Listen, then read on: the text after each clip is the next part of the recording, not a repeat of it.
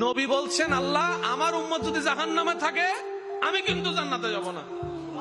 আল্লাহ বলছেন আপনি না গেলে তো জান্নাত উদ্বোধনই হবে না। এবারে মামলা কি দাঁড়ালো? আল্লাহ পাক বলে যে আমি তাহকামুল হাকিমিন নিজেকে বলেছি, বিচার না করলেও তো জিনিসটা সুন্দর হয় না।